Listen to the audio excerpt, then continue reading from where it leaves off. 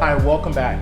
So today I'm going to go over the TRID rule, which stands for TILA, RESPA, Integrated Disclosures. So what we're going to discuss today is something that you will use in your real estate career in the state of New York. These are disclosures that was created as a result of 2007 and 2008 financial and housing crisis. So because of the financial crisis of 2007 and the housing crisis of 2008, these disclosures were introduced. So again, today we're going to go over the TRID rule. We're going to talk about the loan estimate form. And again, all of this is in relation to making sure that consumers will have more protection and more knowledge going through a mortgage transaction. So let's begin.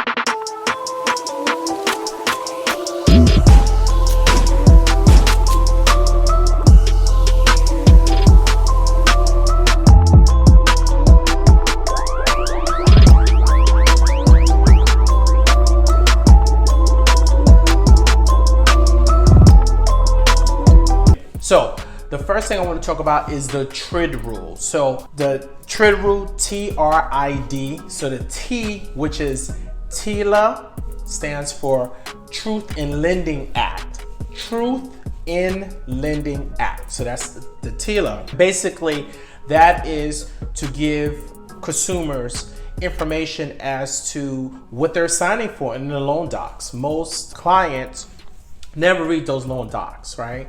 Definitely don't understand the loan docs. They're so excited about the transaction.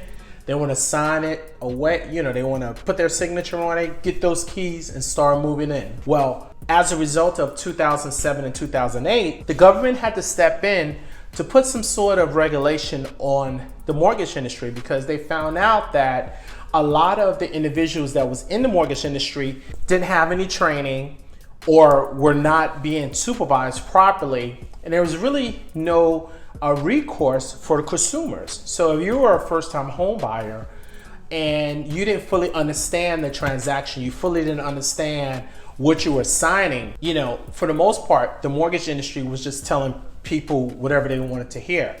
Back in 2007, 2008, interest rates was much higher than right now. So let's say, for example, you would get a loan at 7.5, and that was great, right?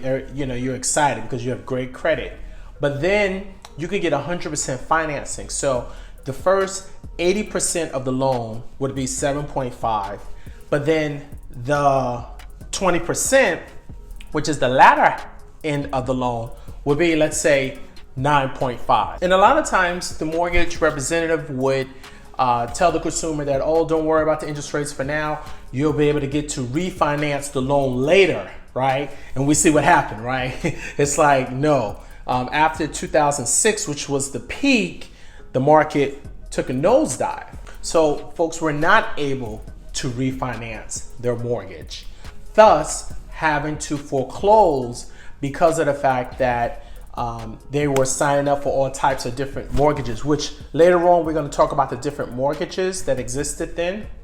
But for now, I want you guys to understand the TRID rule because, again, this is something that you will use in your career today. So that's TILA. So the R stands for RESPA. So that stands for Real Estate Settlement Procedures Act. That's RESPA, Real Estate Settlement Procedures Act. Again, giving you information about the loan, letting you know the risk of the loan. When I bought my first property, it was in 2004. And for the most part, almost all the way up until closing, I was not made aware of what my closing cost was gonna be. I didn't know how much my mortgage broker was charging me. There was a lot of information. And back then, the language of the loan docs was in Old English. So for those of you that are Shakespeareans, right, those thespians of you that understand Shakespeare, most people don't understand thee, thou, fortnight, right? So in order to bring more clarification to the loan so that people will be able to understand what they're signing, one of the requirements, right, With RESPA, the Real Estate Settlements Procedures Act, as well as TILA, Truth in Lending Act, was to make sure that the loan docs is written in English that we speak today, right? In common English, because the goal is to make sure that you, who is responsible for the loan, know what you're signing, know the risk. So 2007, 2008, prior to that, none of that was a concern. It was pretty much, just you didn't even need to prove income. They had this thing called, you have two different types of loans. You can either get what is called a stated, right? Meaning that you're gonna present bank statements, proof of income, proof that you even have a job, or non-stated, which was basically going off for word of mouth. So as you can see, the government was forced to step in because we don't want to go back to another 2007, 2008. Even though we are currently going through COVID-19, I still don't believe it's going to be as bad as the crisis of 2008. And my reasoning is because of the fact that back then, a lot of people just had loans that they shouldn't have had. You had no interest loans. You had all these crazy products, negative amortization loans. And again, we will discuss it more later on. But for today, I just want you to understand the TRID rule, because again, this is something that you're going to have to use. Now, the TRID rule, again, came about as a result of 2008. There was a federal bureau that was formed, again, as a result of 2007, 2008. So when President Obama was elected, he formed what is called the Consumer Financial Protection Bureau. And their job was to make sure that even if you're applying for a credit card application, no matter what you're applying for, that you understand what the risks are, what you're applying for. So one of the requirements that the Consumer Financial Protection Bureau did was they combined the Truth in Lending Act with the Real Estate Settlements Procedures Act. So that's the reason why it's called TRID, T-R-I-D. The TILA RESPA Integrated Disclosure. So that's what the TRID is. And the Consumer Financial Protection Bureau combined everything in October 3rd of 2015. Now, some of the other requirements as a result of them combining the Truth in Lending Act with RESPA was what is called a loan estimate form.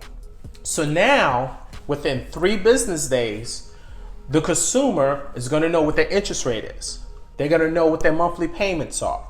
They're going to know the risk of the loan. Those are requirements. So not like my situation back and others like me back in 2004, where we didn't even know, how much our closing cost was going to be until we got really, really close to closing.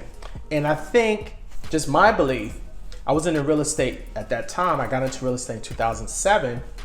Is that the longer you don't know what your closing cost is, then they know that, during this time you're, shopping for furniture, you're trying to decorate the place. So they figured that you wouldn't back out of the loan, right? That you're going to come up with whatever money is needed to close the deal because you want to move into the property, which we did, And I'm quite sure most homeowners did that. But again, they end up signing documents that was not beneficial to them being a long-term homeowner, just short-term. So basically, they get into the property. Then after they get into the property, and the first of the month comes quickly each and every month, and they were under the assumption that even though they have this high interest rate or they have this balloon payment, right? So they start out with small payments and then later on it graduated to larger payments. They thought that the economy was going to continue to go up. They gain equity in their property, and then later on they will be able to refinance. But we know what happened in 2007. Instead of it continuing to go up, it free falls. The other things that I want to mention about the TRID rule is that it does not apply to commercial or business loans, doesn't apply if you have a reverse mortgage or a HELOC, right? Again, we're going to talk about the different mortgages, but a HELOC is a home equity line of credit. So pretty much these protections that I'm referring to with the TRID rule is for purchase loans. So this is a loan that you're using to purchase the property.